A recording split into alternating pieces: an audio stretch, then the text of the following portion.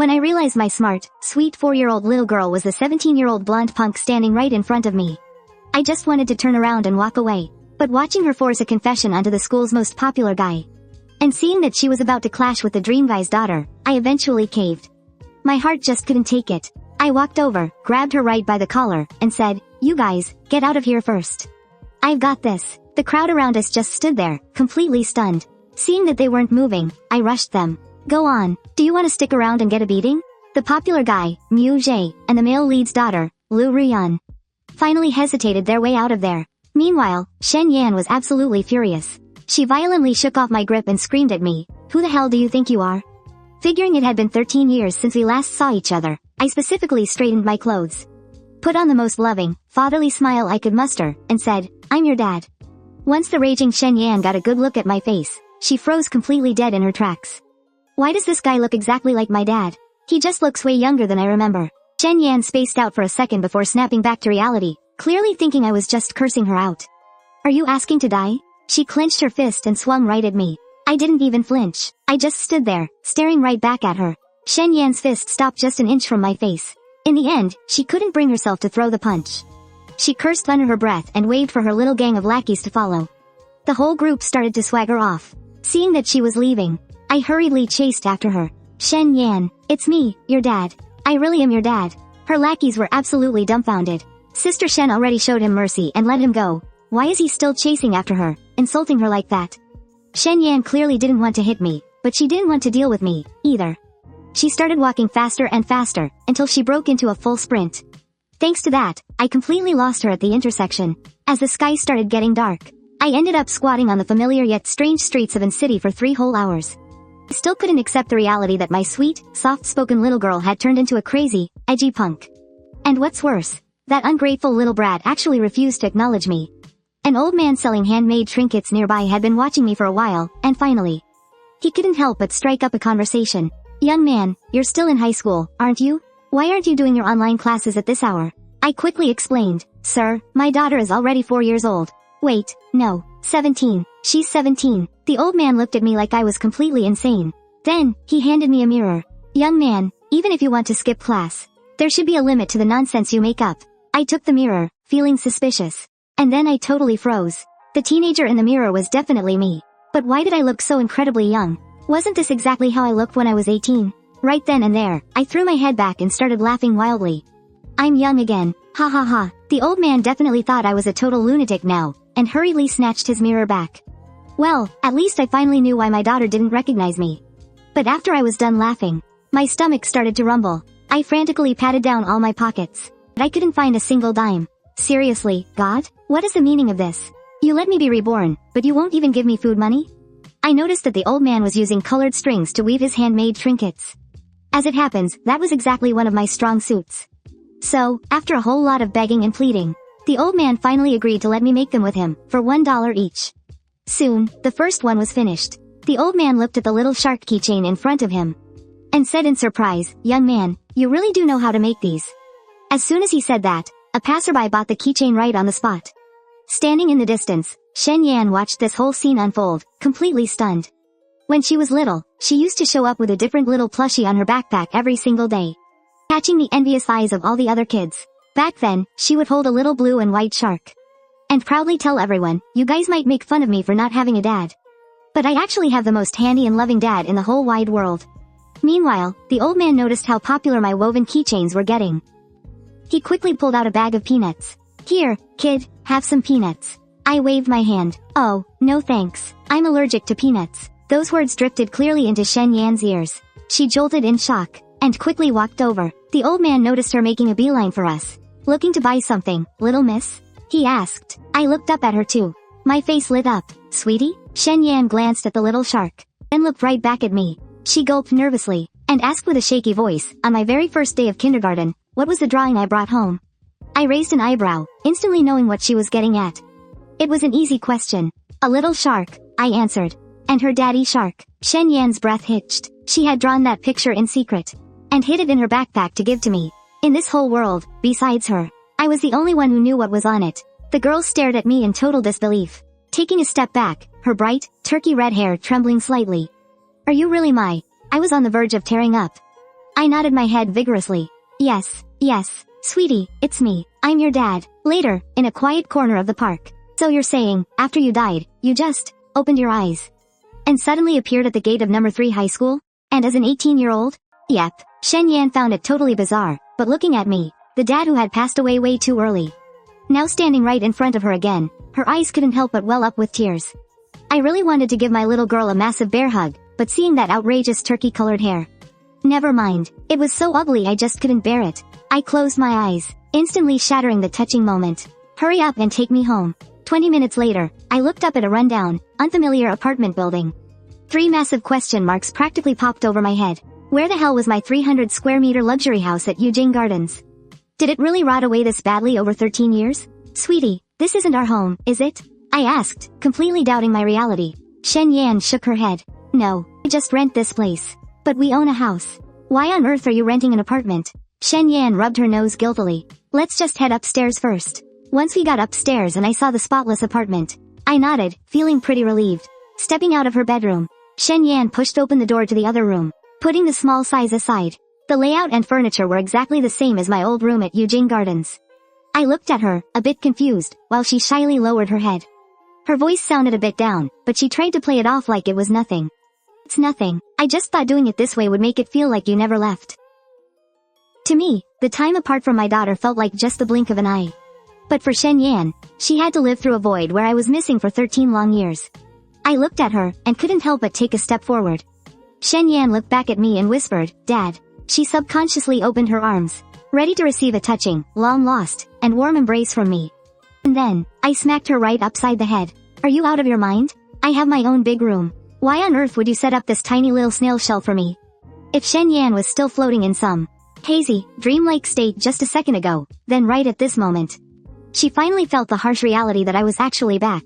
Just from the sheer technique of that smack alone, you wouldn't even need a paternity test. That right there is her flesh and blood father. 100% genuine. Alright, you can tell me now. What exactly happened to our house? Why are we living in a place like this? Shen Yan's eyes darted to the side, actively avoiding my gaze. She rubbed her nose nervously. I narrowed my eyes, and just as I was about to speak, the light overhead started to flicker. After the third flicker, it died completely, plunging the living room into pitch darkness. This damn broken down place. Let me fix the bulb first. As if she finally found an excuse to breathe, Shen Yan hurried over to fiddle with the light. Dad, give me a hand. I reluctantly took her phone, holding it up to use the flashlight for her. Suddenly, the screen lit up with a notification. It looked like a push notification from some school forum she had specially followed. I glanced at it without thinking, and immediately caught the words Shen Yan confesses to school idol Mew in the title. That woke me right up. I tapped on it, and it brought me straight to the post. The headline read, Shocking. School bully Shen Yan confesses to school idol Mew, and gets rejected yet again. The thread was posted 3 hours ago, and the anonymous comments had already piled up to several hundred. Does the OP even know how to write a title? It should say, Toad Girl. Shen Yan shamelessly goes after school idol Mew, and throws a massive tantrum out of sheer humiliation when rejected.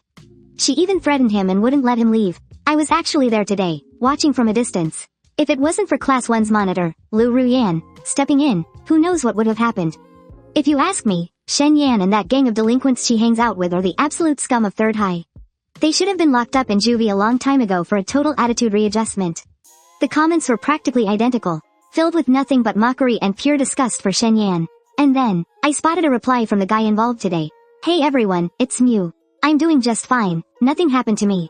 As for what went down today, I genuinely believe Shen Yan was just acting on impulse. She really didn't have any intention of hurting me. So please don't blow this out of proportion, guys. And right beneath that, he tossed in a selfie to prove how fine he was. I casually tapped to open the photo. In the picture, this guy Mew looked completely harmless, his body angled slightly to the side. But, whether it was intentional or not, the top right corner of the shot revealed an entire display wall of Motai liquor. My first thought was, not bad, the kid has taste.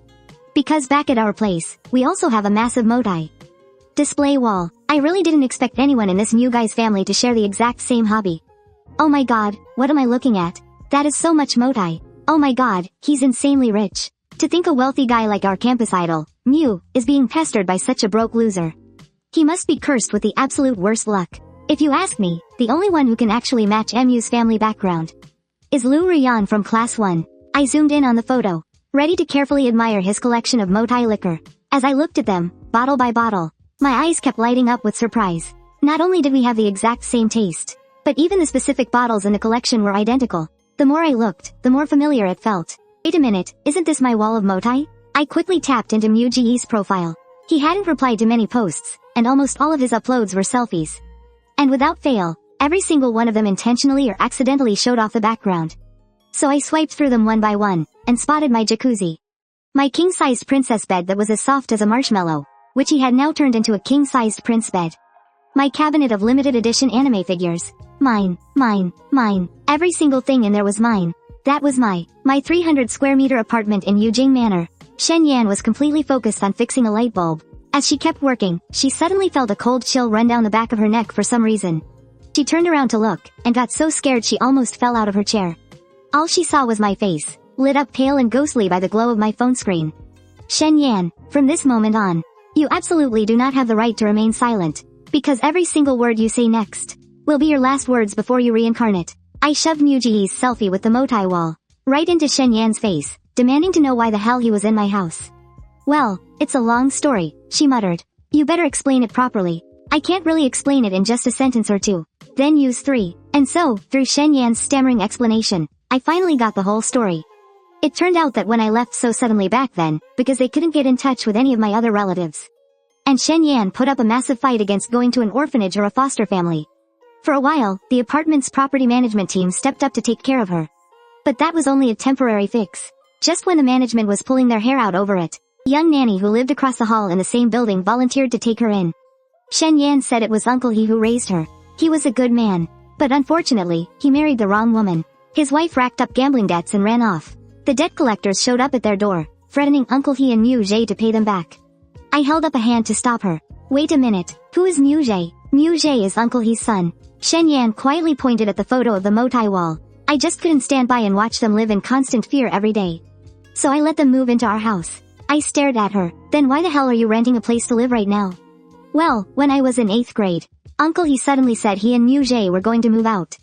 He said that since Mu Jie was a boy, it wasn't appropriate for him to keep living in a girl's house.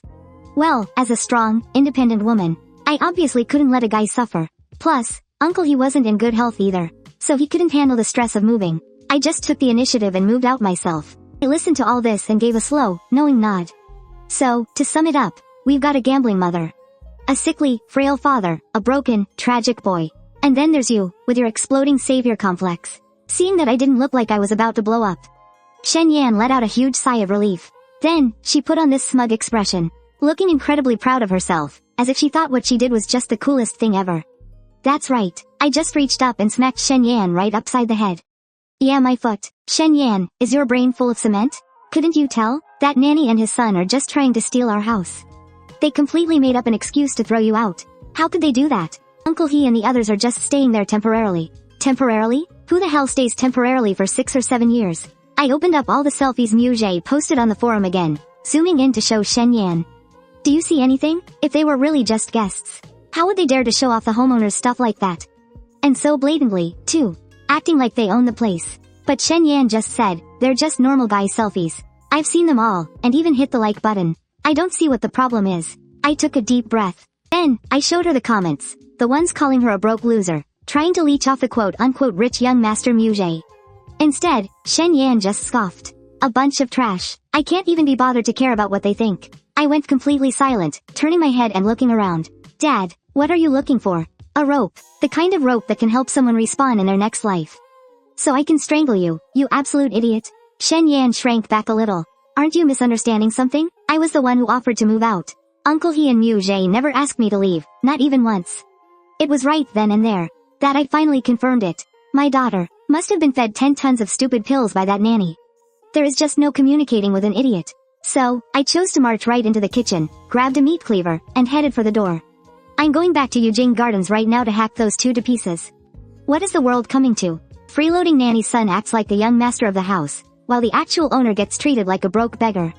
Hearing this, Shen Yan hurriedly blocked my way. Dad, calm down, move out of the way. No, you can't hurt Mu Jie and Uncle He. I looked up and saw the sheer panic and protectiveness in her eyes. My daughter liked Mu Jie? My gut told me something was terribly wrong. I dropped the cleaver and snatched Shen Yan's phone back. Sure enough, pinned right at the top of her WeChat, was Mu Jie. I tapped into their chat. The most recent messages were sent right after a confession. Mu Jie, did you reject me because of Lu Rian?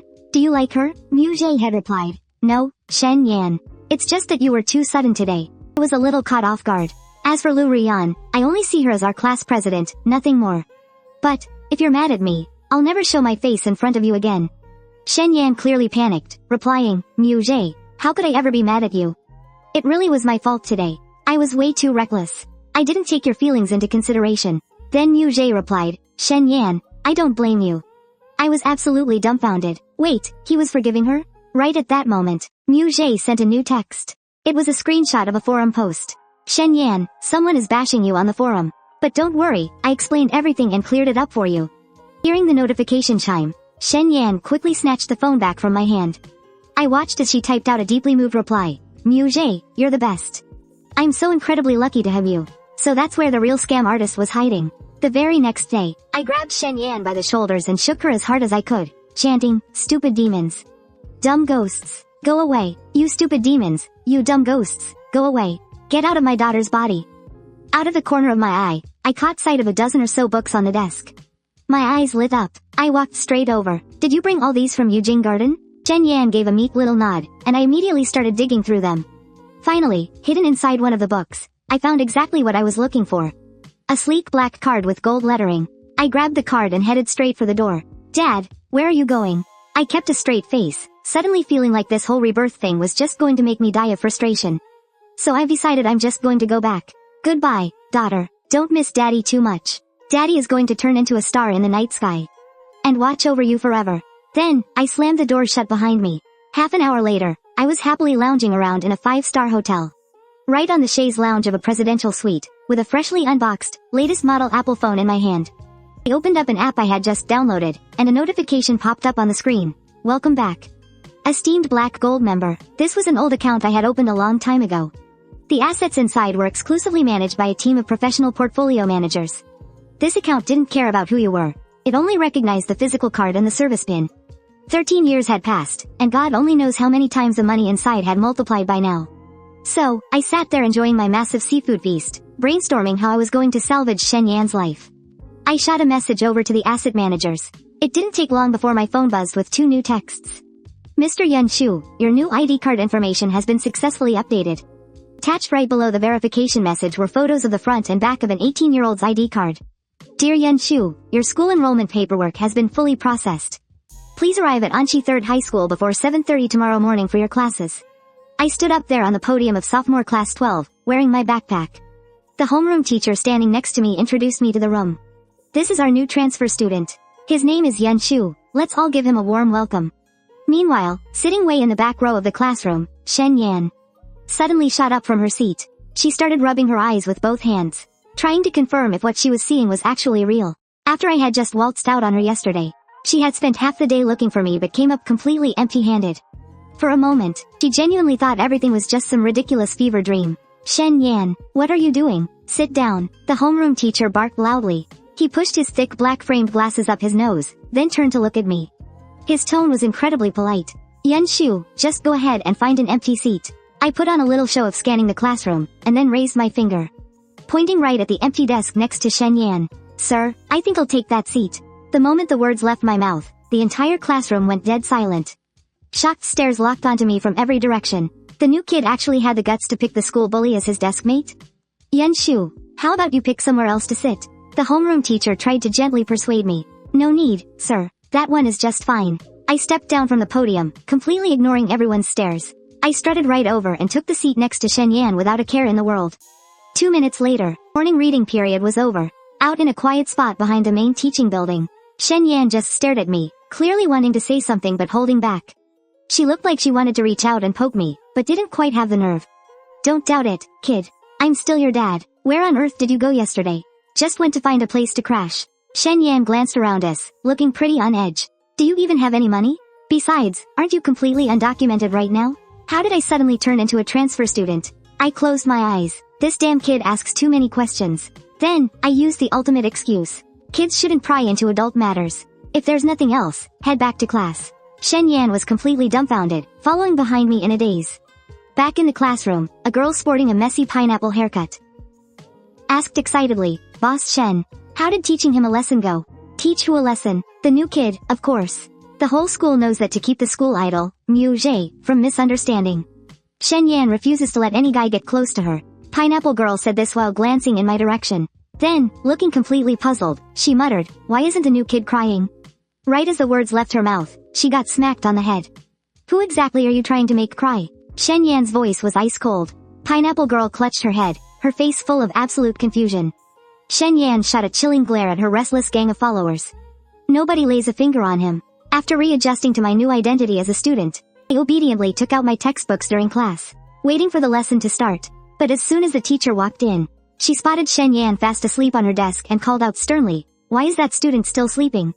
Shen Yan didn't even flinch. She was out cold. "You, the boy sitting next to her, wake her up," the female teacher called out to me.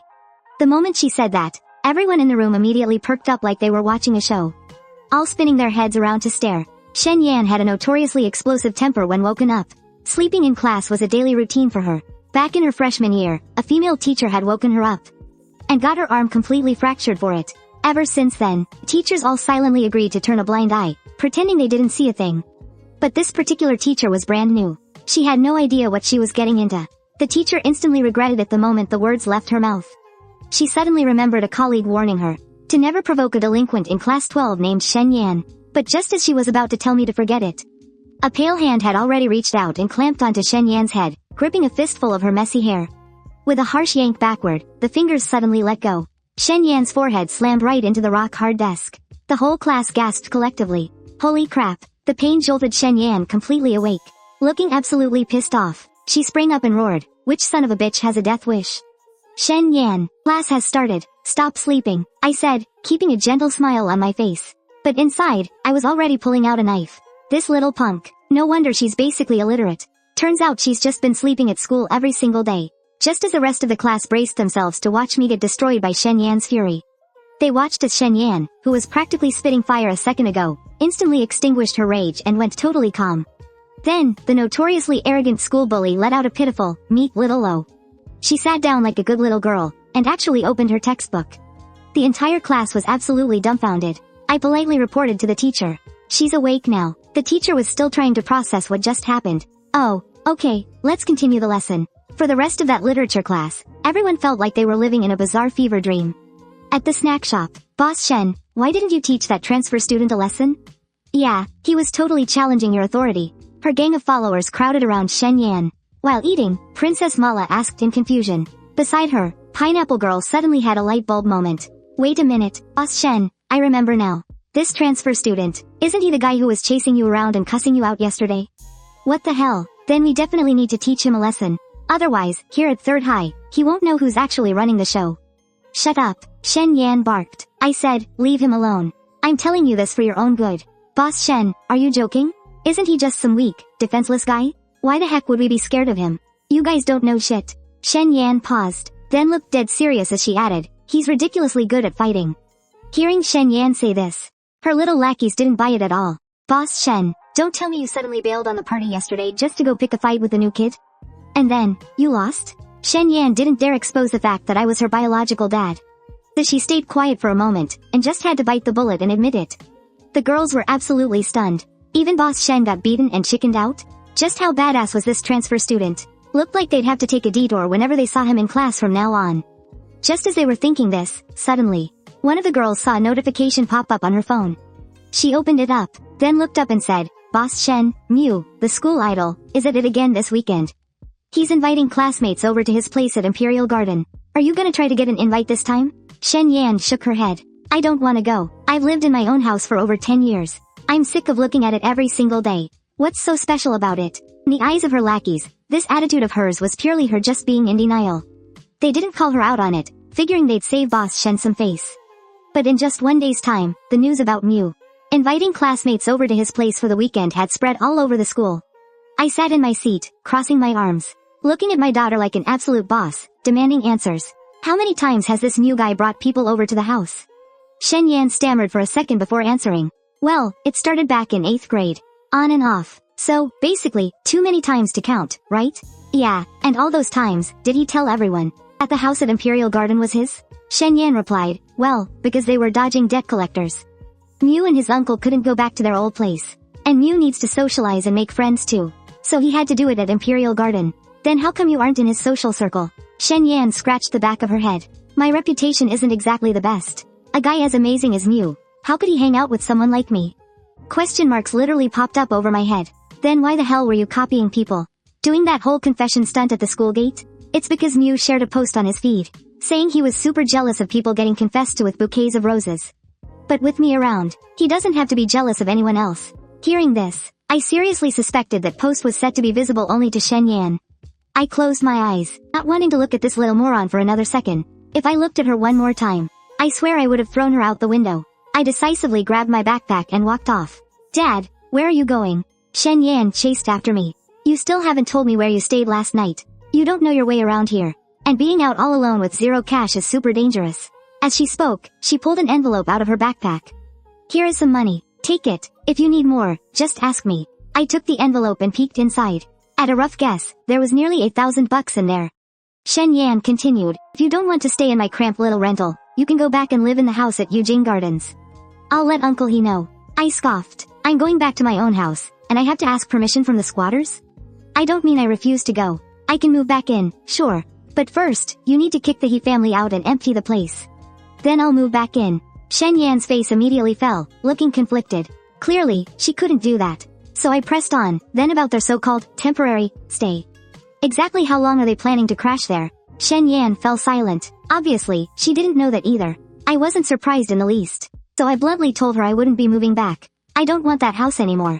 I'm a germaphobe. Having two people like that living in my house for years. It absolutely disgusts me. Even if that father and son moved out right now, I wouldn't stay there for a single night. Shen Yan was stunned. What? You don't want it? Then where are you going to live? Are you going to rent a place yourself? I looked at my daughter and let out a heavy, dramatic sigh, putting on a pitiful face. Don't worry about me, sweetie. Just keep worrying about your Uncle He and Brother Mew. The streets out there are vast. There will always be a spot for me somewhere. With the sky as my blanket, and the ground as my bed. After leaving her with that, I took a moment to admire my daughter's guilt-ridden face, grabbed the envelope, and walked away. 20 minutes later, I was curled up on a plush sofa in a presidential suite. I had my feet kicked up, casually snacking on chilled fruit with a little fork. While scrolling through my phone to check some things, I really didn't want that house anymore. But by not wanting it, I certainly didn't mean I was going to let the He family off the hook that easily. That Mew guy clearly didn't even like Shen Yan.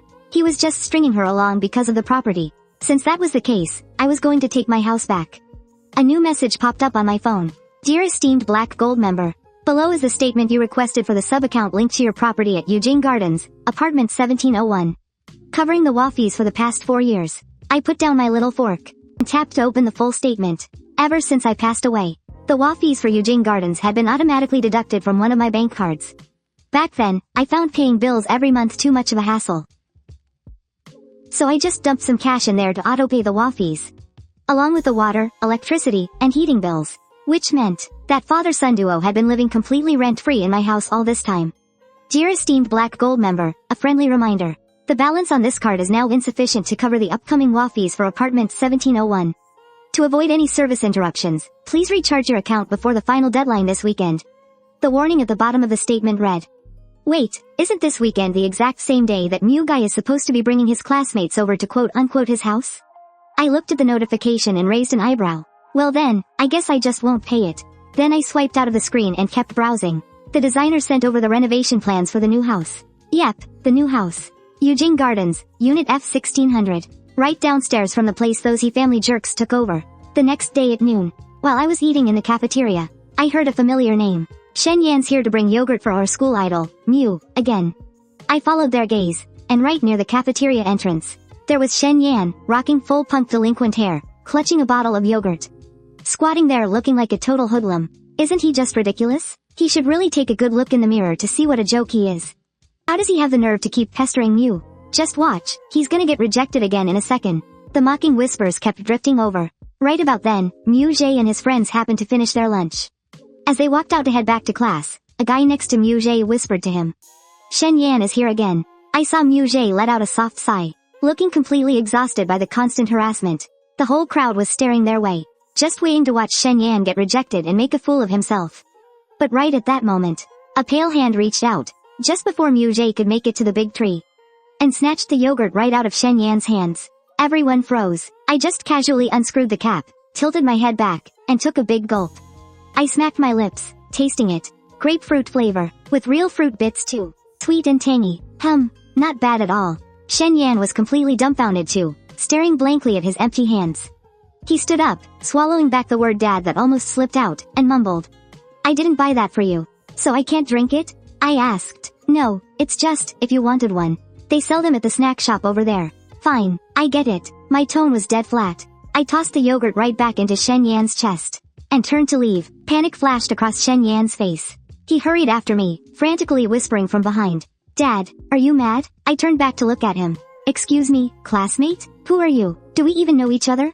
His survival instincts instantly kicked in. Shen Yan started apologizing profusely. I'm sorry, my mistake. You can drink it. I crossed my arms over my chest. If it's not given sincerely, I'm not drinking it. Shen Yan quickly blurted out, it is sincere. 24-karat pure sincerity. I rolled my eyes up at the sky. You just said you didn't buy it for me. I'm not drinking it. Then I'll go buy you a new one right now. What flavor do you want? Strawberry, blueberry, or pineapple? I pretended to think about it for a second, then sighed like it was a chore. All of them, I guess. Shen Yan immediately jumped at the lifeline. Okay, I'll get them all. Do you want anything else? Oh, and 2 grilled sausages. Done. And so, the entire crowd watched as I stood there, arms crossed, looking smug, while the edgy Shen Yan trailed behind me like an eager puppy, heading straight for the snack shop. That was the first time ever, with Mu Jie right there, that Shen Yan had completely ignored him. The crowd was absolutely dumbfounded. Who is that guy? Why is Shen Yan acting so obedient with him? I think he's the new transfer student in class 12. His name is Yun Shu. Wow, he is so gorgeous. Even better looking than Mu. Meanwhile, Mu Jie had stopped dead in his tracks without even realizing it. He stood there, kind of in disbelief. Shen Yan had just ditched him, and walked off with another guy. Shen Yan spent an absolute fortune at the snack shop, and crammed my desk full of junk food. That's when I saw him in a whole new light. On Saturday, I slept in until the afternoon in my presidential suite. After getting up, I went to a street stall, bought a scallion pancake, and just casually crouched by the road munching on it. Just then, a group of people walked towards me. Mu Jie was leading the pack. He was flanked by 7 or 8 people who looked like students, both guys and girls. Judging by the entourage, these must be the classmates heading over to Mu Jie's place. I made eye contact with the group for a split second, then looked away, and went back to focusing on my food. But who would have thought, Mu Jie actually walked right up to me. He smiled gently and said, Are you Yun Shu? I had no idea you were the new transfer student at high school number 3. I really have to thank you for what happened the other day. If it weren't for you, I wouldn't have known how to handle Shen Yan's confession. Hearing this, I just rolled my eyes hard at him. He's still trying to use my girl to build up his own image. What the hell? A guy behind Mu Jie saw me roll my eyes and charged forward. Mu Jie is thanking you. Do you have any manners at all? Mu Jie quickly held Zhang Lu back. He looked at me, bit his lip, and said softly, Yun Shu, do you have some sort of misunderstanding about me? I just wanted to thank you. I didn't mean anything else by it. I played dumb and replied, no misunderstanding. It's all just facts. Mu Jie, who had always been treated as the golden boy of our school, and had that whole rich young master image going on, hadn't felt this kind of public humiliation in a very long time. Seriously, what is wrong with you? Zhang Lu stepped up again to defend Mu Jie. As he spoke, he caught sight of the scallion pancake in my hand. He let out a mocking laugh. So classless. I guess that's what happens when you eat this filthy, cheap street trash. No wonder you hang out with a broke loser like Shen Yan. Question marks practically popped up over my head. What did the scallion pancake ever do to him? I immediately turned to the pancake vendor next to me and yelled, Hey boss, this guy says your pancakes are filthy and smell like cheap trash. What? The boss, who was right in the middle of frying an egg for a customer, heard this, stopped cooking immediately, slammed his spatula down, and glared at Zhang Lu. My stall has been here for 4 or 5 years. I have all my permits and licenses. I guarantee my ingredients are fresh every single day. Who the hell are you to say my food is filthy? The boss had a booming voice. With that kind of hollering, everyone around immediately looked over. Zhang Lu instantly became public enemy number 1. His face went pale, and he stood there completely lost, not knowing what to do with his hands. All his arrogance vanished, and he looked like he was about to cry. In the end, Mu Jie had to step in and smooth things over. Zhang Lu reluctantly bowed and apologized to the boss. Only then was the matter dropped. The other classmates with him felt humiliated too. Seeing how incredibly awkward the situation had gotten, Mu Jie hurried off with his crew. Just then, my phone rang. Mr. Yun, have you arrived at Royal View Gardens yet? The workers and I are currently in your house. Almost there, I replied. A short while later, I looked up at the towering skyscrapers in front of me. Even 13 years later, Royal View Gardens was just as luxurious and grand as ever. What's even crazier is that the facial recognition at the main gate still had my info saved. A quick scan, the doors popped right open, and I just strolled over to my building like usual. Once I got downstairs, I remembered I'd handed my keycard over to the renovation guys. I was just about to have the designer buzz me in from upstairs, when a harsh guy's voice pierced through from the side. How the hell did you sneak in here? Zhang Lu stormed over, looking ready for a fight. His eyes were basically spitting fire at me. I just tilted my head. Is there any chance that I actually live here? Zhang Lu sneered. Who are you trying to fool? You were literally just squatting on the street eating a cheap pancake, and you expect me to believe you live in Yujing Yuan? Just then, Mu Zhe and a few other classmates walked over. Lulu, what's wrong? Yunshu? Catching sight of me, Mu Zhe looked genuinely surprised. What are you doing here? I live here. Mu Zhe clearly froze for a second, glancing at the building right behind me.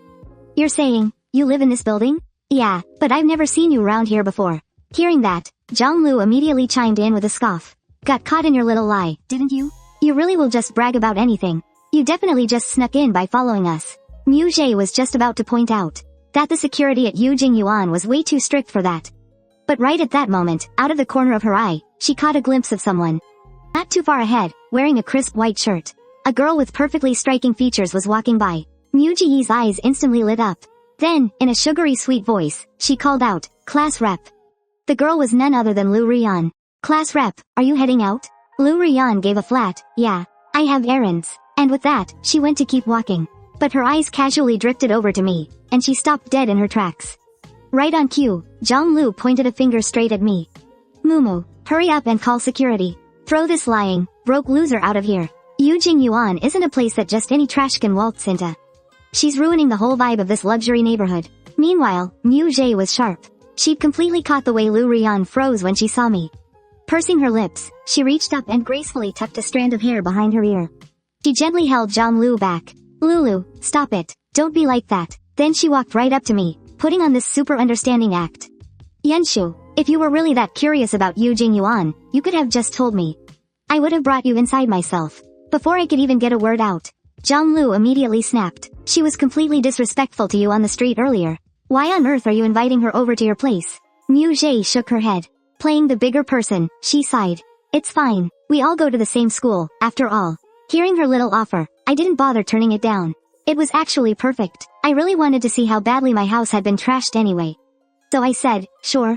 Let's head up to apartment 1701 and take a look.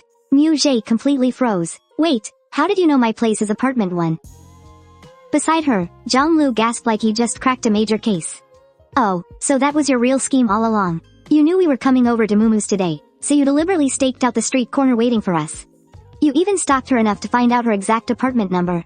I just stared in total silence for 3 seconds. I honestly admired Zhang Lu's insane mental gymnastics. Kid, if that's really how you're using your brain, you might as well just donate it to science. Who the hell are you calling a kid? You're totally taking advantage of me. I didn't even bother answering him, and just lazily urged them, let's go. Aren't we going upstairs? Hurry it up. Seeing me act so bold and impatient, everyone was absolutely stunned. Mu Zhe glanced over at Lu Rian. Well, class rep, we'll leave you to it. We're gonna head upstairs. See you on Monday. Lu Rian gave a slight nod. His eyes flicked back to me, lingering quietly on me for just a second before he looked away. Mu Zhe pulled out his access card and swiped us into the building. Just as we all piled into the elevator and the doors were about to close, a woman in a work uniform rushed inside carrying a tool bag. She pulled a card from her pocket, swiped it on the sensor, and hit the button for the 16th floor. When we reached the 16th floor, the doors slid open. Everyone naturally peeked outside, spotting a sharp-looking man, holding a set of blueprints, directing a crew of workers. Even though we couldn't see the whole place behind him, you could already tell how insanely luxurious and exquisite it was. Everyone's eyes lit up in awe just as the elevator doors quickly shut. People immediately started buzzing. Oh my god, what a gorgeous house. It's literally as luxurious as a palace. Hey, Mew Mew, I thought the 16th floor was empty? Zhang Lu asked, totally confused. The owner of the 16th floor must have come back, Mu Zhe replied. Rumor has it that the entire 16th floor was bought by a single owner over 10 years ago.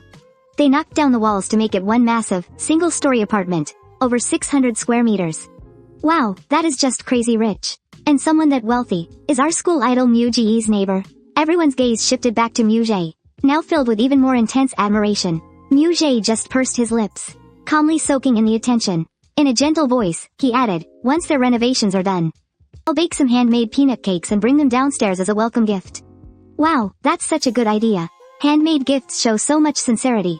You guys will totally be close neighbors after that. I cut in, you really don't need to send that gift. I leaned casually against the elevator wall, crossing my arms. I'm allergic to peanuts. I can't eat peanut cakes. Zhang glared at me. Who exactly was talking to you? Miu Miu isn't making those peanut cakes for you anyway. Mind your own business. Didn't he just say he was giving them to the owner on the 16th floor? Well, that would be me. The moment I said that, the atmosphere in the elevator instantly froze. Wow, some people really love to daydream before the sun even goes down. Zhang mocked me relentlessly. Are you seriously still putting on this act? You couldn't even get into the building. If you're really the owner of the 16th floor, I will literally eat shit. I stared at her, utterly speechless for a few seconds. Are your tastes really that gross? I asked. But the problem is, you're not the owner. She snapped back. Right then, Mu Jie sighed. Yunshu, please stop making jokes like this. It's really not good to lie. Just then, with a sharp ding, the elevator stopped on the 17th floor.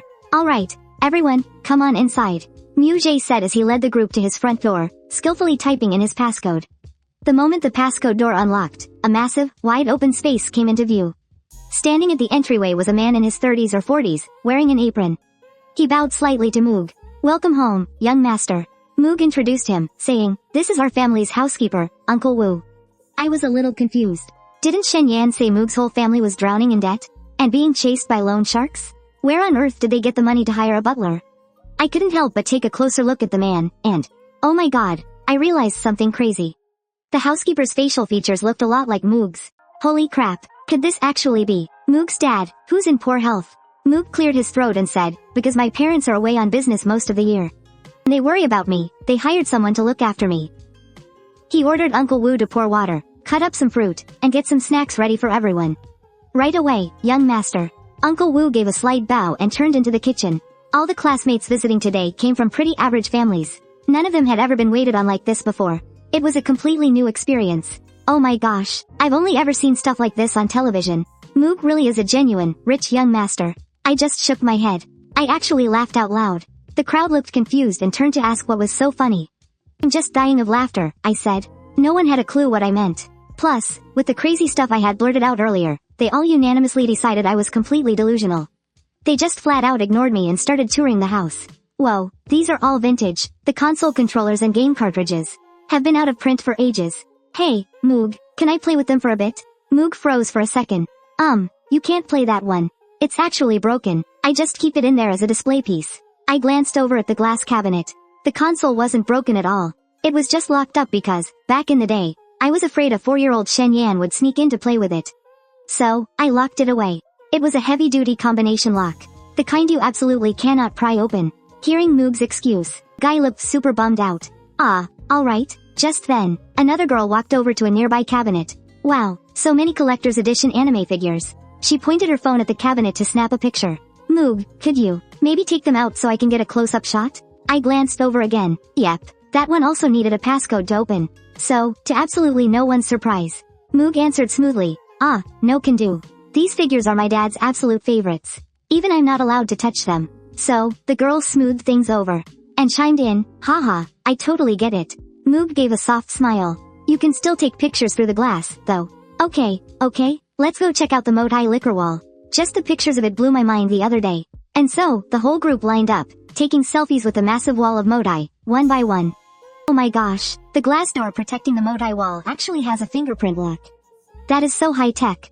Hey, Moog, could you unlock it and show us? Nope. Before Moog could even open his mouth to refuse, I totally called it, and answered for him. This fingerprint scanner is definitely registered to Moog's dad.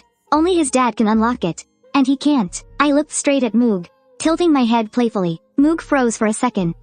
Right. That's exactly right. I gave a smile that sent chills right down Mu's spine. You couldn't play with the first thing, and the third couldn't even be shown off. So, the group had no choice but to just tour the house.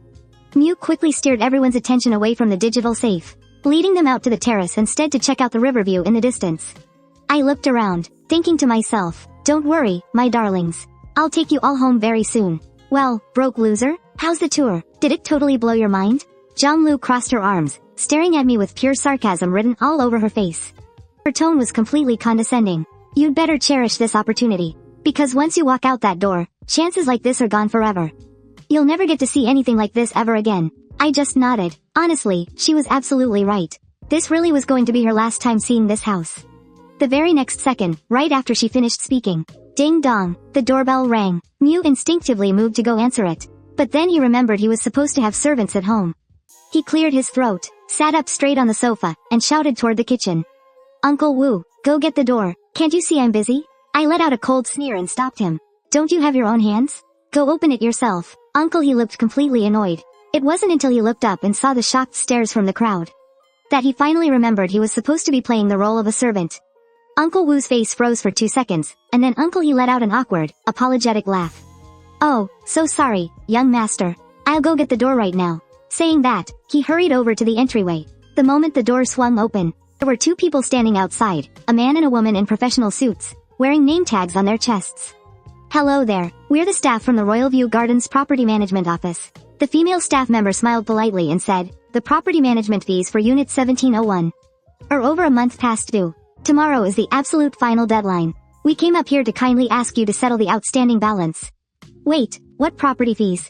Well, ma'am, it's like this. The account you previously used to pay the management fees has insufficient funds. As a result, last month's payment failed to process. Uncle he was completely clueless. He had been living in Unit 1701 for years, and he had never paid a single dime for anything. He had completely forgotten that property fees were even a thing. When he heard the staff mention something about a payment card, his eyes flickered with panic. He immediately ran back inside and pulled Mew aside. He kept his voice low. Hurry up and contact Xiao Wan. Ask what the hell is going on. The card for the property fees is completely empty. Tell them to top it up right now. Property management is literally standing at our front door. Mew froze. Just like Uncle he, all the time he had lived here, he just assumed Shen Yan was the one paying all the bills for Unit 1701. Just as he was about to grab his phone and text Shen Yan, he realized his phone was completely missing. Has anyone seen my phone? Mew frantically looked around. The crowd assumed he was just trying to find his phone so he could pay the property fees. So they all started helping him look for it. But they came up empty. I haven't seen it. Zhonglu pulled out her own phone. Mew, I'll try calling your number. She dialed it a few times, but they didn't hear any ringing. Then, Mew suddenly remembered, he had put his phone on silent. Panicking, he quickly shot a look at Uncle He, gesturing for him to contact Shen Yan instead. Uncle He grabbed his phone and scurried out to the balcony. Nobody noticed. I was sitting in the armchair, my phone screen showing an active call. I had a Bluetooth earbud in one ear. Hello? Who is this? Why call if you're not gonna say anything? Shen Yan's confused voice came through the line. I typed out a quick text message. I'm your dad. You finally reached out. Is this your new number? Shen Yan sounded thrilled. Where are you? Do you want me to come find you? Why aren't you saying anything? I texted back. I can't talk right now. Hearing that, Shen Yan instantly panicked. Dad, you in trouble? I'm coming to get you right now. I typed back rapidly. No need. It's a new SIM card. The store clerk said the call has to stay connected for 8 minutes to fully activate. Oh, okay. So we just leave it on until the 8 minutes are up? My fingers paused for a second before I replied, deadpan. The person on the other end has to keep making noise. Sing a song for me. How about, Little Apple? Wait, really? That's a rule? Seeing my next text. Are you gonna sing or not? Shen Yan bit the bullet and started belting out Little Apple. When he finally finished, he asked, how was that? I texted back, not bad. Give me another one. Shen Yan was actually flattered by that. Really? He beamed, and immediately launched into his next performance. The second I heard his first note, I expressionlessly yanked the earbud out of my ear. That damn kid singing is pure torture. Just then, Uncle He rushed back in from the balcony, phone in hand. He whispered to Mu Zhe, Xiao Wan isn't replying to my messages. And her line is constantly busy. What are we gonna do? The 2 property management workers, who had been waiting outside for quite a while, finally peeked their heads in. They started pressing for an answer. Excuse me, owner of Unit 701? They called out. Mu Zhe awkwardly walked over to the entryway. Looking visibly uncomfortable, he tried to negotiate. I'm really sorry. I can't seem to find my phone. Can I just pay the WA fees tomorrow? He figured if he could just stall until tomorrow, he could get Shen Yan to pay it. The female staff member kept a polite, customer service smile plastered on her face, but her tone was firm. I'm afraid that won't work, sir. Unit 701's fees are already severely overdue. We really need you to cooperate with us, her colleague quickly chimed in. You're the only unit in the entire building that hasn't paid. Mu Zhe turned sharply. Uncle He, bring me your phone. Pay the fees for now. Uncle He's eyes shot wide open, his voice pitching up in outrage. Why should I? The air in the room froze for a few seconds. The workers looked incredibly confused. It certainly didn't look like Mu Ji's servant had any respect for his boss. Mu Zhe shot Uncle He a vicious glare. He marched right over and practically ripped the phone straight out of the old man's pocket. Just wait, he hissed through gritted teeth. Once I find my phone, I'll pay you back. With his back to the staff, Uncle He looked absolutely pained and completely unwilling. You'd better remember to pay me back, he muttered. Mu Zhe just grunted, figuring he'd make Xiao Wan reimburse him later anyway. Phone now in hand, Mu Zhe turned back to the property management staff. Alright, scan the code. Right away, sir, the woman said, pulling up her payment QR code. That will be 48,000 in total. Hold on. Mu Zhe instinctively covered his phone camera, his voice full of shock. How much did you say? Why is it so expensive? Well, it's like this. The monthly property fee for F1701 is 4,000. We are collecting the 48,000 annual fee, as property fees at Eugene Gardens are paid yearly. The staff member finished explaining, sounding a bit puzzled. It's always been this way. Did you not know? Any homeowner here at Eugene Gardens would definitely know this. If he knew, why would he look so clueless and complain about the price? Mu Ji's scalp went numb, instantly regretting his little outburst. He frantically tried to cover it up. Of course I know that. Alright, then you can go ahead and scan the code. The staff member smiled, pushing the QR code forward again. Just then, Uncle He stepped up and whispered in Mu Ji's ear. I don't have anywhere near that much money in my account. He knew that without being told. A wave of sheer frustration washed over Mu Zhe. But a sudden thought crossed his mind, and his eyes lit up. He then turned to the property staff. Listen, it's like this. Our helper doesn't have that much money in his account right now. So I'll just pay the overdue property fee for this single month first. The main issue is that I can't find my phone. Once I find it, I'll pay the full amount immediately. That way, it won't hold up your work. How does that sound? The staff member's tone grew hesitant. A smirk played on Mu Ji's lips, thrilled by his own quick thinking. He had come up with the perfect excuse. But just as he was about to breathe a sigh of relief. Student He, your phone is right here. Everyone turned to look. I was standing there holding a white phone.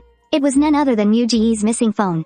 Yan Shu was standing there holding a white phone. It was none other than Mu Ji's phone. Oh, sorry about that. You left your phone on the sofa, and I didn't notice it earlier. I ended up sitting right on it. Yan Shu looked slightly apologetic. She got up, walked over, and handed the phone to a completely dumbfounded Mu Zhe. Mu Zhe stared at his own phone in Yan Shu's hand, but he just couldn't bring himself to reach out and take it.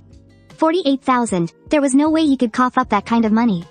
But he had just announced in front of everyone that he wasn't paying the full amount because his phone was missing.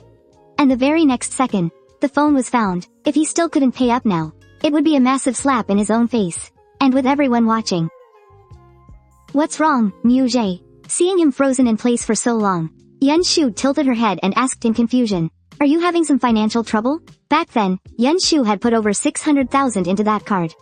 The Mu father and son had lived in her house for free all these years, without ever spending a single dime. So much so, that when they schemed to take over the house, they completely forgot one crucial detail. Living in a luxury neighborhood. Comes with a hefty price tag. Watch your mouth. What kind of trouble could Mu possibly have? Zhang Lu stepped forward, glaring fiercely at Yan Shu. Mu's monthly allowance alone is over 100,000. A measly sum of less than 50,000 is just pocket change for him, okay? Zhang Lu was completely oblivious to the way Mu Ji's face immediately drained of all color. She spoke as if she was so proud of him. The moment her words fell, the crowd broke out into expressions of sheer shock. After all, they were just ordinary high school students. The pocket money we get from our families is usually kept under 3 figures. So hearing about a monthly allowance of over 100,000, we're all completely blown away. School idol Mu really lives up to the title of young master. Oh, I see how it is. Please forgive me for not being used to such high society. Yan Shu raised an eyebrow, nodding to show she understood. Then she pushed the phone forward. Here, Mu Zhe. Mu Zhe had no choice but to take it. The QR code presented by the property staff was right in front of him. Mu Zhe knew very well that the second he scanned it, the screen would definitely flash with the words, insufficient balance. The corners of his mouth twitched into a stiff smile as he tried his best to look relaxed and natural. Pretending to be in a tough spot, he stammered, I just remembered. I bought a ton of new designer bags yesterday. I've pretty much blown through all of this month's allowance. Ah, why did you buy bags again? Zhang Lu waved her hand dismissively and said, it's fine. Since you've got your phone back, you can just call your dad right now and ask for more. Just have him transfer some money to you. Problem solved. Mu Ji's fingertips turned white as he gripped the phone. His expression was on the verge of cracking. For the first time ever, he absolutely despised Zhonglu's blabbering mouth. He wanted to take a needle and sew it shut. Mu Zhe gritted his teeth. At this hour, my dad is definitely caught up with business. My mom is vacationing abroad. There's a time difference, so she wouldn't even be checking her phone. Hearing Mu Zhe say this, Uncle He, who was standing nearby, quickly nodded and chimed in to back him up. Yes, yes, yes. The master and madam are both incredibly busy. Very busy. The property staff member suggested. Well, could you see if you can contact your parents' assistant or someone like that? With a monthly allowance of over 100,000, even if his parents didn't have the time. Having an assistant transfer a measly 50,000 should only take a second, right? Mu Zhe swallowed hard, instinctively tense. He tucked a stray hair behind his ear, anxiously scrambling for an excuse. My dad's secretary is really busy too. I don't want to interrupt their work. Let's just pay a single month's property fee for now. I'll make up the rest later. Immediately after, his tone hardened a bit. Frowning, he shot back, What? I'm already paying what's overdue, and I literally live right here. Are you afraid I'm going to run away or something? Is this the kind of attitude Eugene Gardens property management gives its homeowners? Hearing this, the male and female classmates who were visiting jumped in to defend him. Yeah, Mu Zhe already said he'd pay. What more do you want? If you delay his dad's business, can you guys take responsibility for that? Believe it or not, we'll file a complaint against you. The moment they heard the word complaint, the property staff were genuinely intimidated. To avoid escalating the conflict, they chose to back down. No, you've completely misunderstood. Since that's the case, you can just pay for the single month first. Yan Shu watched the whole thing unfold from the sidelines. Honestly, she kind of admired Mu Zhe. His ability to spin a tale wasn't bad at all. He made it sound incredibly real. Mu Zhe successfully scanned the code. She typed in 4,000. Just as she was about to enter her password, the owner of 1701 is right here, accompanied by the ding of the elevator. Everyone looked over. Dressed in a sharp suit and leather shoes, a middle-aged man exuding an elite aura walked to the door. Behind him followed 4 or 5 men in work uniforms, wearing white gloves. They looked like some kind of moving crew. I am the owner of Unit 1701. The property management fee. I'll pay it, he said. Unlike Mu Zhe, who had to be begged and pleaded with, the middle-aged man briskly scanned the payment QR code in the property worker's hand. In less than 30 seconds, 48,000 was transferred to the property management account. Everyone was dumbfounded. Who is this guy? Did he just say, he's the owner of 1701? Their first reaction was that he must be someone from the Mu family, but then they heard Mu Zhe blurt out in utter shock. Who are you? The middle-aged man walked straight in. He looked at Mu Zhe and Uncle He, his expression deadpan and stern. I am the owner of 1701. You two are illegally residing in my house. Please move out immediately, otherwise, I will file a lawsuit and seek damages against you to protect my legal rights as the owner. As soon as the middle-aged man finished speaking, the whole room was in an uproar. Zhonglu's eyes widened. What kind of nonsense are you spouting? The Mu family is the real owner of 1701. She's lived here this whole time.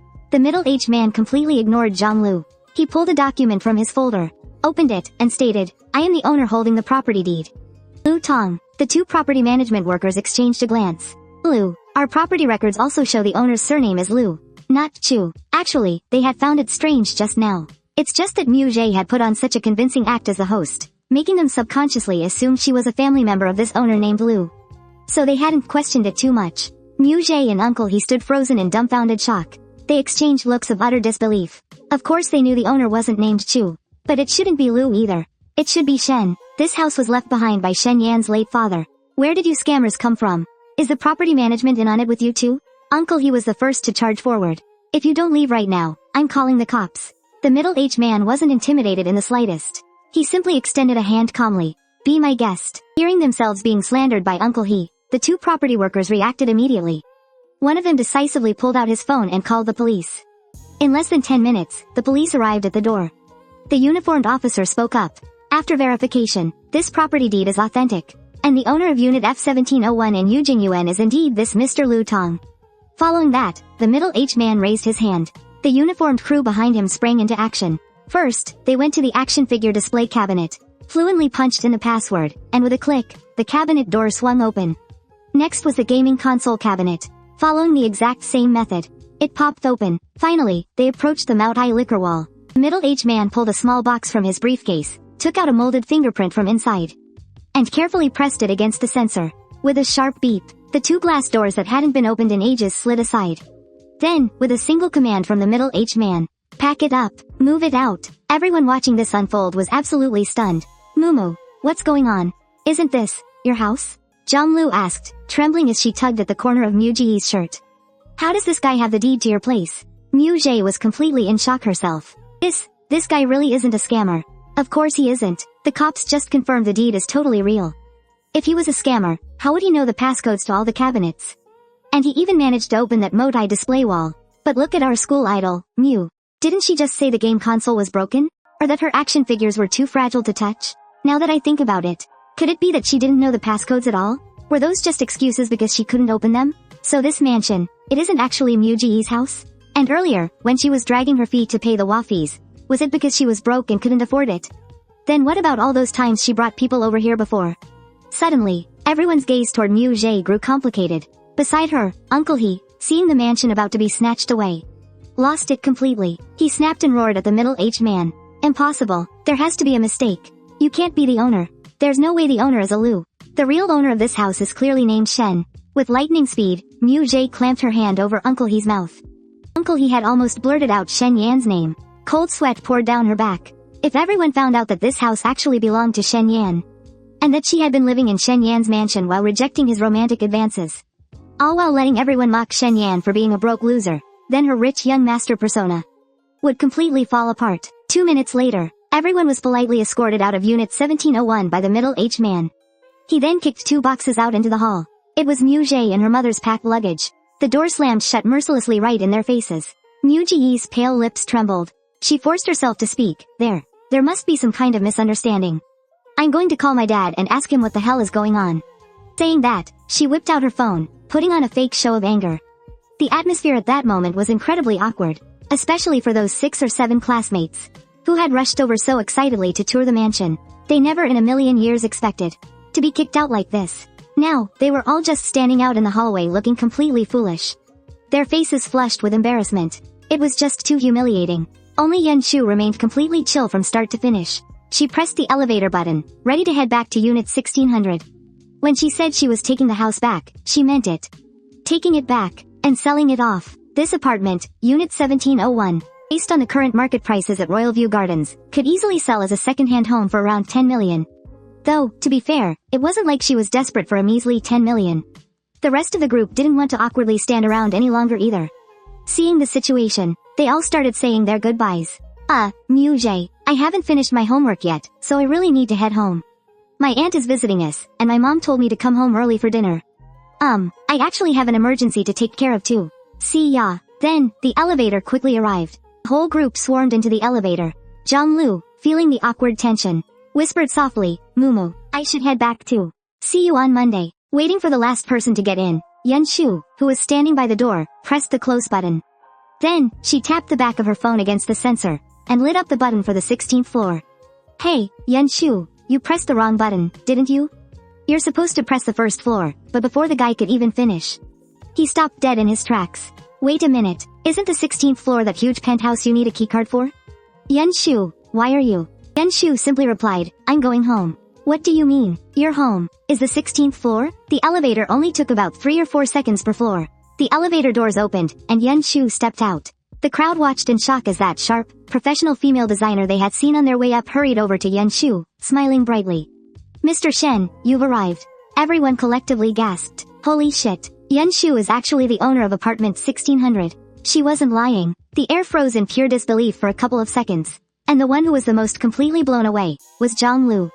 She stood there, completely dumbfounded. Right then, as if suddenly remembering something, Yan Shu turned back around. She looked right at Zhonglu and said, Hey there, classmate. Should I go find you a public restroom, or are you just gonna produce and consume it right here yourself? If you're the owner of apartment 1600, I'll eat shit. Zhonglu's bold little vow was still ringing in everyone's ears. Instantly, all eyes snapped straight to her. Zhonglu felt like she had just been slapped across the face. She had literally just called Yan Shu a broke loser. But looking at it now, compared to Yan Shu, Zhonglu was the actual broke loser.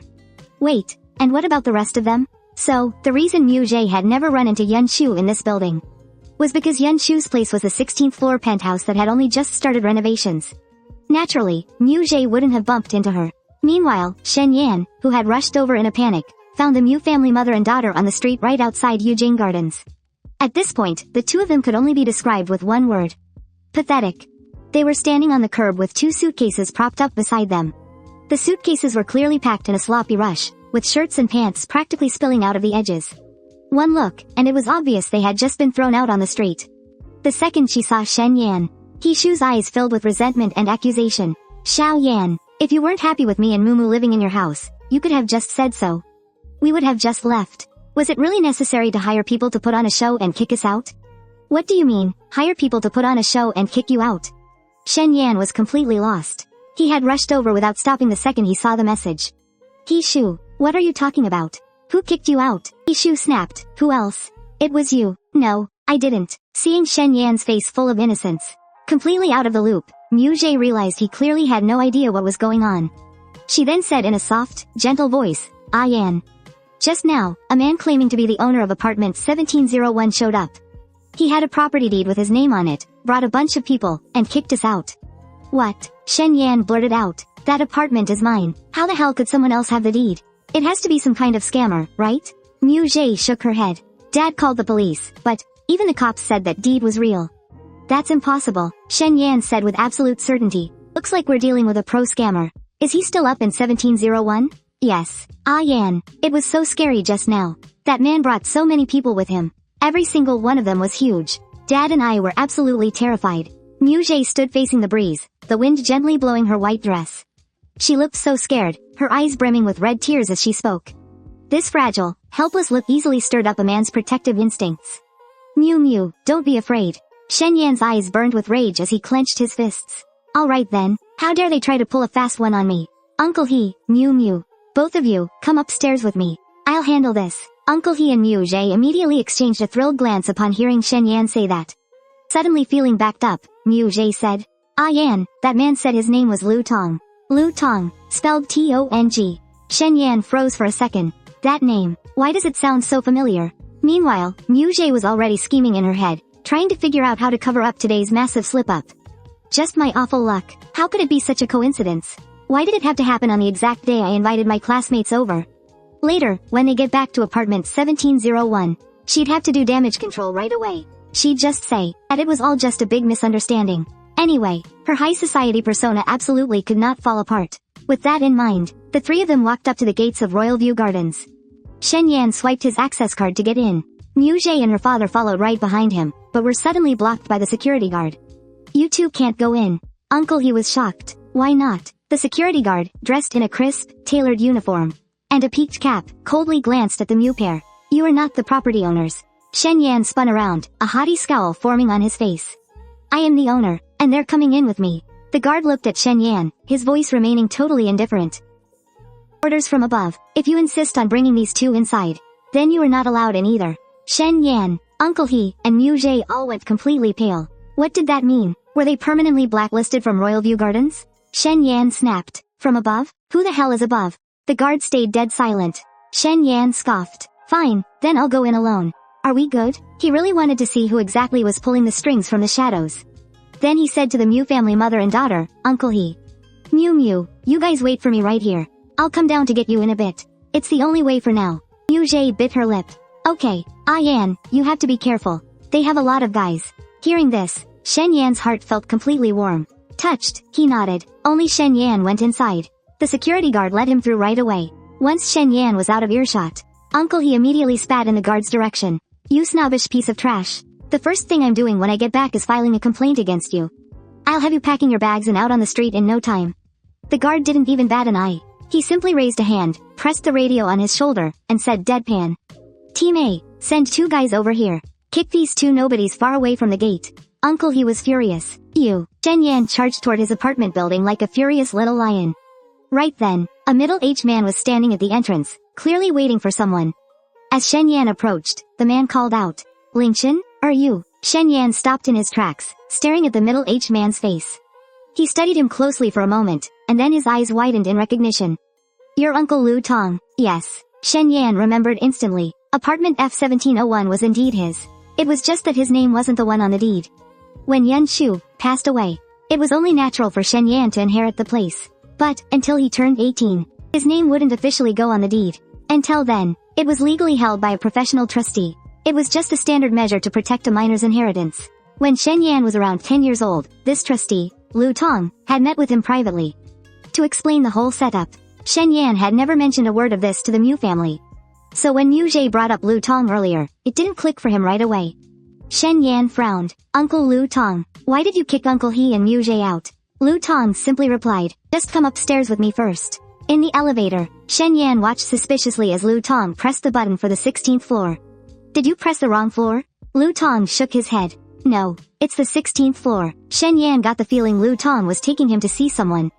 He guessed it was probably that guy the security guard had mentioned. The big boss upstairs, walking out of the elevator. The door to the massive penthouse was wide open. Shen Yan caught a glimpse of the absolute luxury inside, and it blew his mind. This was way more lavish than his own place upstairs. Following Lu Tong's lead, he peeked his head in, walking inside with his guard up. The very next second, his eyes shot wide open. He froze right where he stood and blurted out, Mom? On the couch, Yan Shu was happily sipping on a coconut and scrolling through her phone. Hearing him, she looked up, a radiant smile appearing on her face. Hey, sweetie, why are you here? Shen Yan had thought of a million possibilities, but she never expected the person she'd see to be Yan Shu. This is my house. If I'm not here, where else should I be? Shen Yan immediately glanced around the living room. She was completely utterly shocked. This is your house? Where did you get the money to buy a house? This is way too luxurious. Don't tell me you used the money he gave you to buy a lottery ticket and hit the jackpot? Yan Shu replied, I just squeezed in some time to rob a bank these past 2 days. Shen Yan. Lu Tong was standing right next to Yan Shu. Shen Yan saw a property deed lying on the coffee table in front of her. And then noticed a pile of boxes filled with game consoles, action figures, and Motai liquor sitting in the empty space nearby. She put the pieces together. And it suddenly clicked. Mom, did you have someone kick Uncle He and the others out? Yan Shu replied. But why? Shen Yan asked. Where are Uncle He and the others going to live now? They can live wherever they want, Yan Shu said. They've been staying at my place for so long. I haven't even billed them for rent, utilities, management fees, or damages. I just asked them to leave. Honestly, Notre Dame should personally invite your mother over to be their patron saint. Did they really think they could live in apartment 1701 for the rest of their lives? Shen Yan said. Uncle He and the others didn't mean it like that. It was just a temporary stay.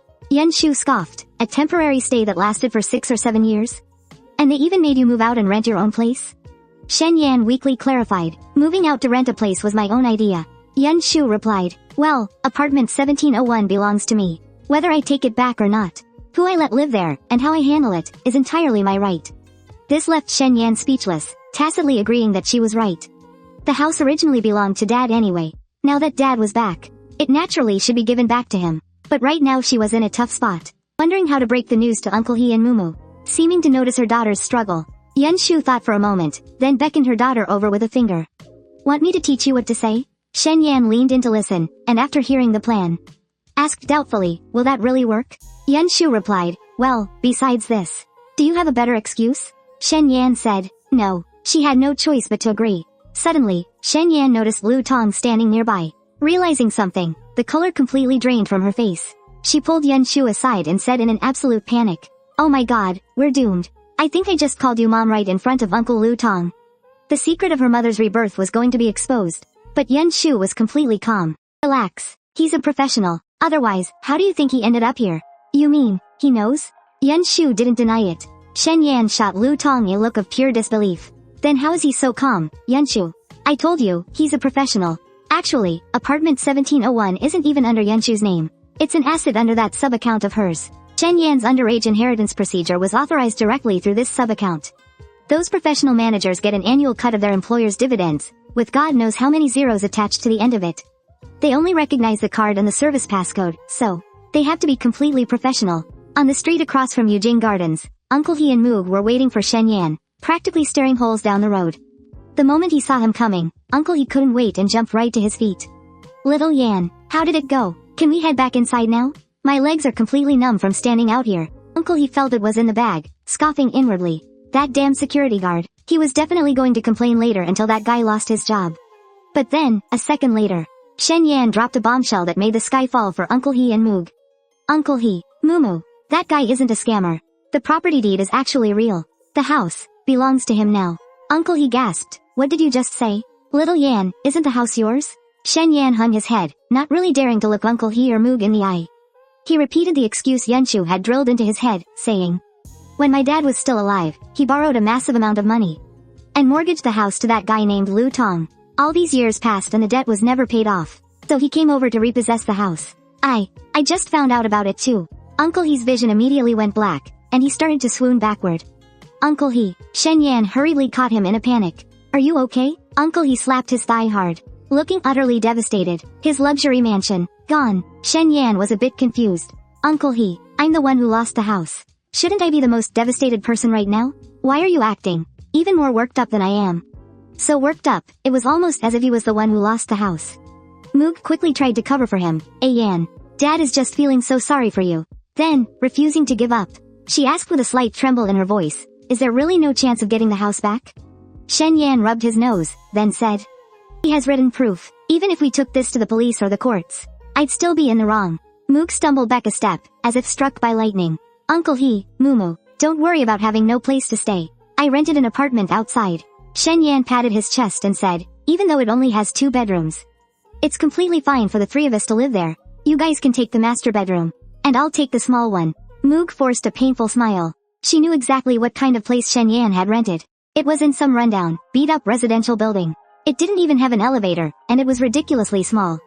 You couldn't even stretch your legs. She was used to living in the luxury mansions of Yujing Gardens.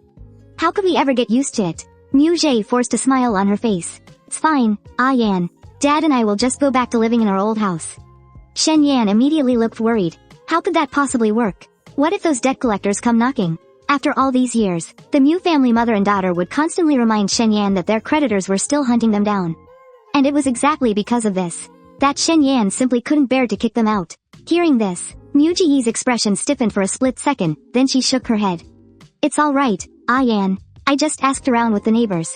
Those people haven't shown up in a really long time. They've probably given up, she said affectionately. Yan. Dad and I have already troubled you so much. This time, just listen to me, okay? If anything happens, I can always come find you anytime, right? Alright, then I'll walk you guys over. Shen Yan helped grab their 2 suitcases and hailed a cab. The Mu mother and daughter's old place was also in a residential building. But it was actually a bit nicer than where Shen Yan lived, and much more spacious than his rented apartment. The house hadn't been lived in for a long time, so there was a thick layer of dust everywhere.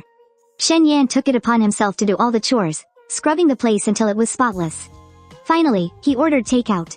After the 3 of them finished eating, he took the trash out and headed downstairs to leave. The next day, during morning reading period, Shen Yan felt creeped out by Yan Shu staring at him from the next seat. Hiding behind his propped-up textbook, he whispered, "Why are you looking at me like that, Yan Shu? What did you say to them yesterday?" "I just said exactly what you taught me to say. I told them the house was seized for a mortgage, and then Uncle He and the others went back to live in their old place." "It went that smoothly?" Yan Shu narrowed her eyes. Looking at the kid's calm expression, there was absolutely no sign that he had been given the cold shoulder by Mu Jie. Now that she had taken the house back, Mu Jie shouldn't have any reason to keep stringing along a little idiot like Shen Yan anymore. No, something definitely wasn't right here. Before Yan Shu could figure out what was wrong, she suddenly heard Shen Yan take a sharp, quiet breath. He instinctively clutched his arm, like he had just bumped a sore spot. "What's wrong with you?" Shen Yan tensed up immediately, and subconsciously rubbed his nose. Nothing. What do you mean, what's wrong? Liar. Yan Shu grabbed Shen Yan by the wrist and shoved his school uniform sleeve up. There, on the teenage boy's pale arm, was a massive bruise that was practically black in the center. It made Yan Shu's heart skip a beat. She frowned. How did this happen? Shen Yan hadn't expected her surprise attack, and panic flashed across his face. "It's nothing. I just accidentally bumped into a wall." As he spoke, he tried to yank his arm back, but it wouldn't budge. Damn, her grip was crazy strong. Yan Shu knew the second she heard it that this kid was full of crap. That bruise was clearly caused by someone hitting him with a hard metal object. Yan Shu remained totally expressionless, and pressed down directly on his wound. "Ah, ow, ow, ow." Shen Yan wailed. "Yan Shu, you call this nothing? If it's nothing, then why is it bruised right here?" "Shen Yan," Yan Shu guessed. "Did the Mu family mother and daughter hit you? But how could they?" Yan Shu suddenly remembered that her daughter was the school bully, and slammed her hand hard on the desk. "Shen Yan, did you get into a fight with someone?" It startled everyone in the classroom so much that they all turned to look, and the air instantly went dead silent. Shen Yan immediately fired back. "No, I didn't." He didn't touch his nose. He wasn't lying. Yan Shu raised her hand a bit. "Sorry about that. Carry on, everyone." The whole class just stared. Pineapple Boy from the next group watched in pure disbelief, whispering furiously with his gang of lackeys. "Holy crap, this is the first time I've ever seen Boss Shen getting chewed out like a little kid without daring to talk back." Yan Shu kept pressing. "Then what the hell is this? Shen Yan clammed up again. For the rest of the day, Yan Shu couldn't pry a single word out of him. Shen Yan only swore that he didn't get into a fight, and that he didn't bully anyone weak. But no matter how she asked, he outright refused to say anything else. This stubborn temper of his. It really is a bit too much like that person. Whenever he doesn't want to do something, not even God himself could force him. This kid was definitely hiding something bad from her. It was as if, just to avoid Yan Shu, Shen Yan vanished into thin air the very second school let out.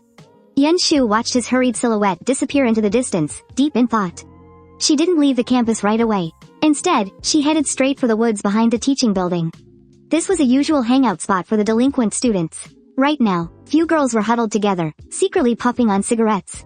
Hearing footsteps, they exchanged panicked glances and frantically stomped their cigarettes into the dirt. That was until they saw Yan Shu walking up in her school uniform. Holy shit, so it's not the dean doing a surprise raid. Scared the absolute hell out of me. One of the girls got a good look at Yan Shu's face, and her eyes instantly lit up with amazement. She flirted eagerly. Who are you looking for, little brother? Yan Shu scoffed. Have some manners. Call me daddy. The girl stared at the handsome boy standing in front of her, clearly the exact same age as her, and flared up. Who the hell is the rude one here? Yan Shu scanned the area but didn't spot Shen Yan. But she did spot a familiar face. A student rocking a spiky rooster crest haircut. Shen Yan's little lackey. Yan Shu called out to him. Zhao Heping. Pineapple Boy spaced out for a split second. Everyone usually just called him by his nickname, Pineapple Boy. Hardly anyone ever used his actual name so seriously. His body instinctively stood at attention. Do you know how Shen Yan got that bruise on his arm?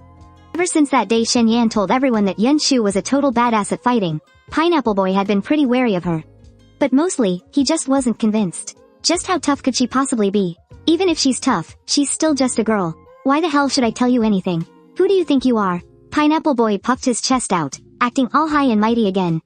Yan Shu was already sitting on a massive pile of rage thanks to that little idiot Shen Yan, so she had zero patience left.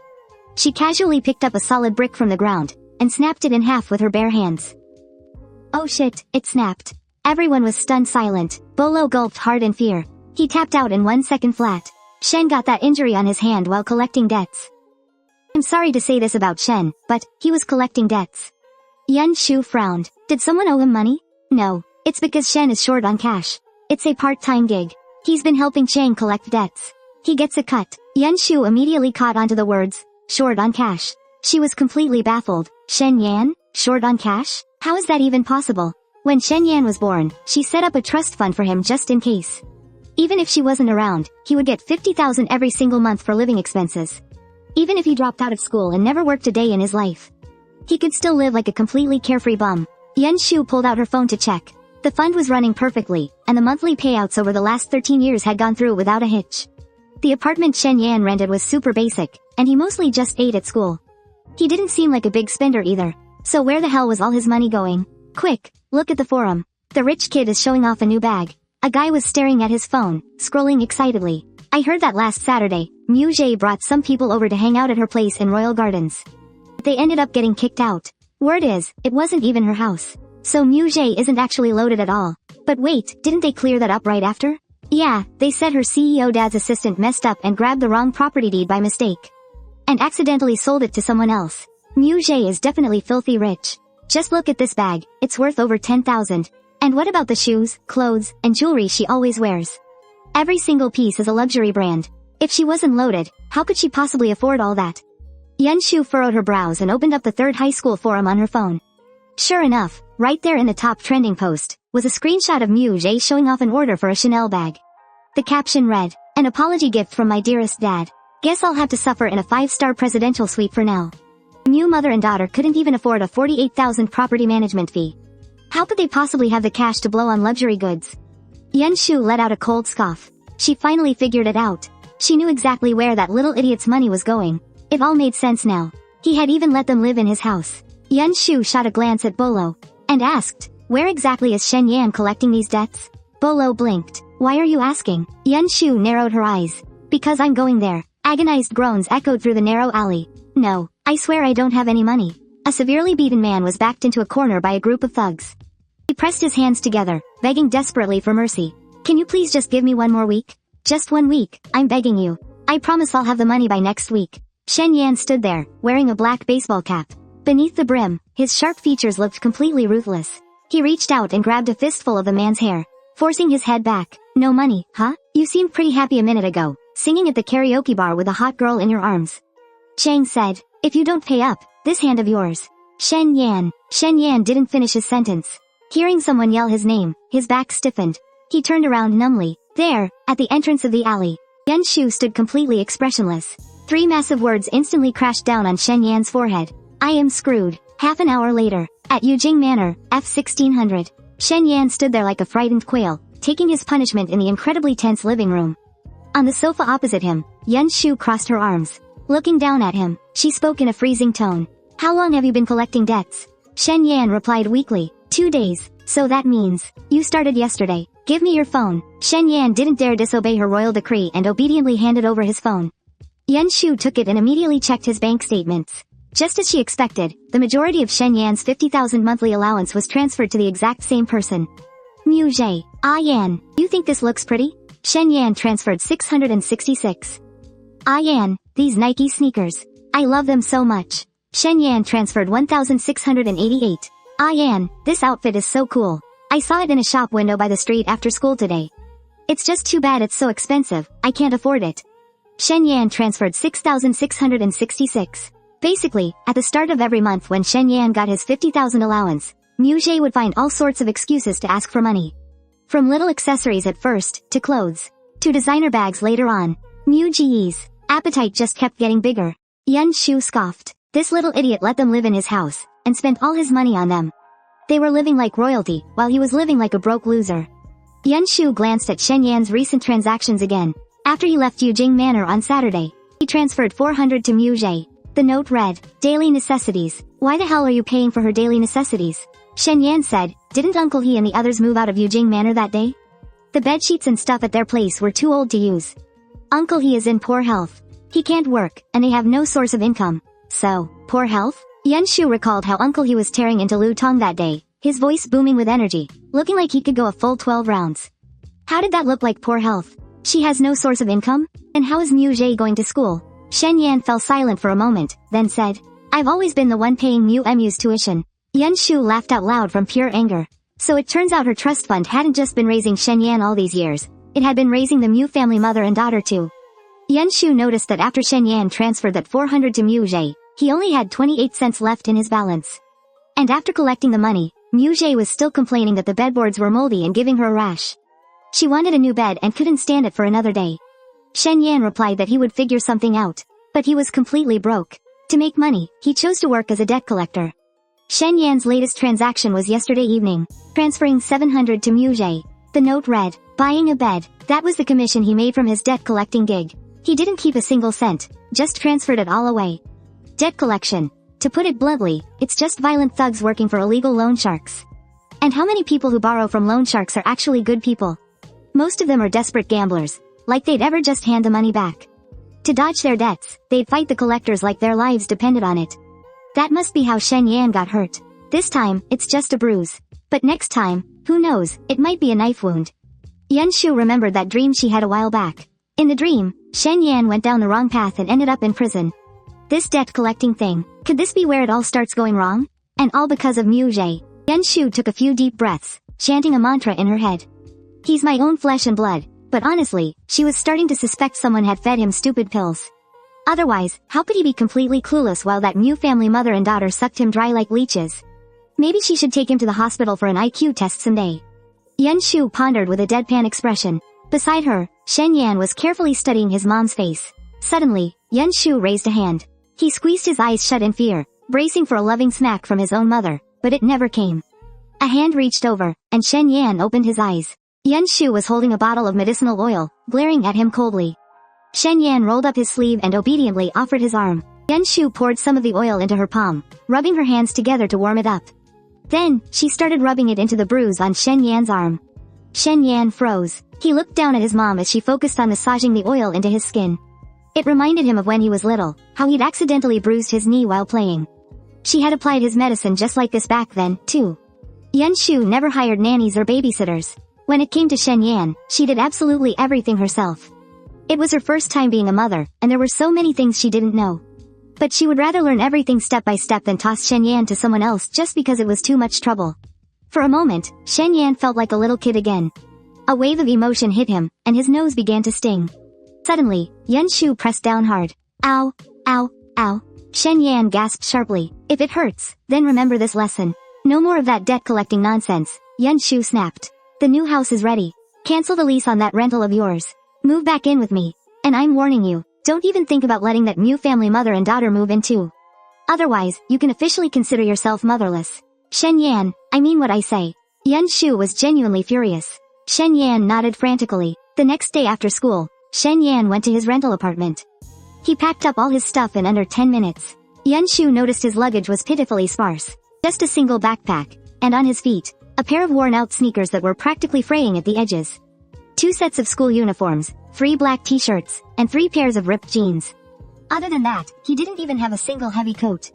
Yan Shu didn't feel sorry for him at all. It was exactly what the little idiot deserved. Who asked him to give every last penny to the Mu family while you lived like a little beggar? Canceling the lease went smoothly, and Shen Yan handed the keys back to the landlord that very day.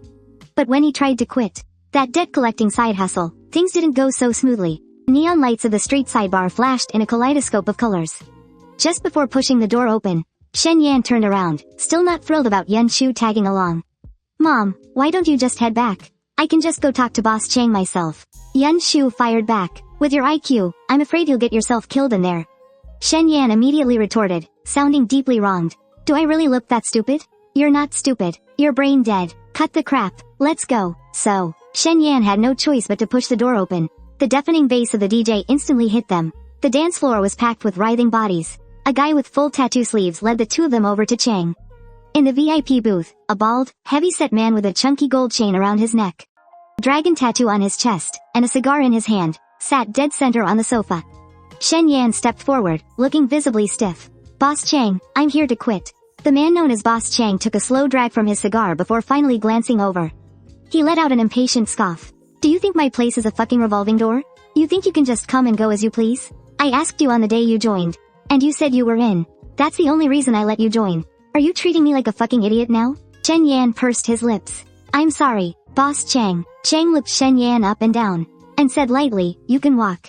But we play by my rules. We roll the dice. You win, you walk. You lose, you leave a finger behind. As he spoke, one of his lackeys stepped up and handed over a paring knife. There was still dried blood on the blade. Shen Yan's face froze. At the end of the day, he was just a naive college kid who hadn't faced the real world. He'd never witnessed the sheer brutality of street thugs like this. Plus, he had absolutely no idea how to play dice. What? Chickening out? If you're scared, then get the hell out of my face. You're back to collecting debts for me tomorrow. I'll roll for him. A sweet, clear female voice rang out. Everyone looked up. Yan Shu stood just outside the booth, saying, I'll roll the dice for him. Seeing such a pretty young girl, everyone was caught completely off guard.